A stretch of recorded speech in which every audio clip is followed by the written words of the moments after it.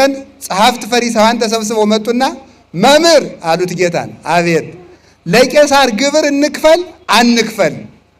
የዚህ ዓለም አንዱ ተንኮሉ መምህራንንና አባቶችን በፖለቲካ አጣብቂኝ ውስጥ ማስገባት። ምን አሉት? ለቄሳር ግብር እንክፈል አንክፈል አሉት። አይ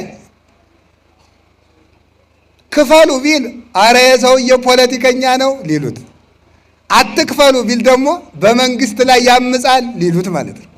ችግር እኮ ነው እናንተ። ከሰው ጋር መኖር እኮ ችግር እኮ ነው። ክርስቶስን በዚህ አጣብቂ ጥያቄ ጠየቁት ማለት ነው።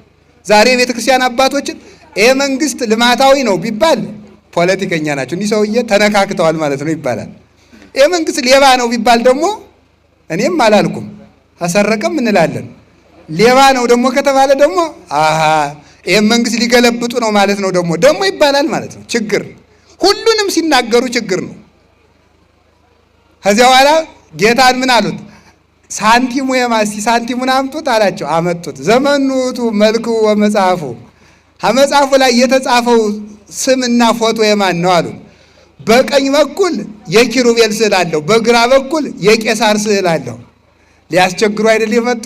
በሉ እንግዲያስ የቄሳርን ለቄሳር የእግዚአብሔርን ለእግዚአብሔር ስጡ አላቸው።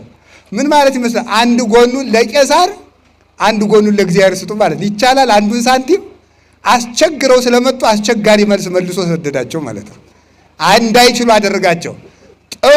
ጥሩ በዚህ ተረተናል አሉና ሌላ ቀን ከበድ ያለ ጥያቄ አመጡ። ለደቀ መዛሙርቱ ቀረብ አሉና መምህራችሁ ግብር የማይከፍል ለምንድን ነው አሉ። አሁን የማይታለፍ ጥያቄ አመጡ።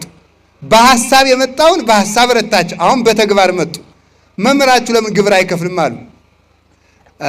የነገስታት ልጆች ይገብራሉ አይገብሩም አላቸው። አይገብሩም ያስገብራሉ እንጂ። እንግዲህ እኔ የአብ የባህሪ ልጁ ገብራለሁ እንዴ? አስገብራለሁ እንጂ የንጉሥ ነገሥት የአብ ልጅ እኮ ነኝ እኔ፣ የንጉሥ ልጅ እኔም ንጉሥ ነኝ አላቸው።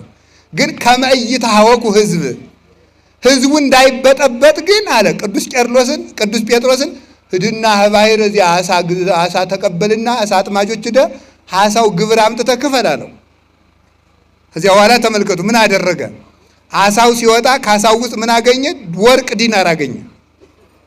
ከዚያ በኋላ ያንን ከፈለ። ምን አደረግ መሰላችሁ? ህግን ማክበር ስለሚገባው የህግ ባለቤት ስለሆነ ግብር ከፈለ። ጌትነቱን ለመግለጥ ግን ለእኔ ባህር ትገብርልኛለች እናንተ ገብር ትሉኛላችሁ አላቸው። እኔ ባህርን የማስገብር የባህር ፈጣሪዋ ነኝ። እንስሳት አራዊት ለእኔ አውቀው ይገብራሉ፣ ምድር ትገብርልኛለች።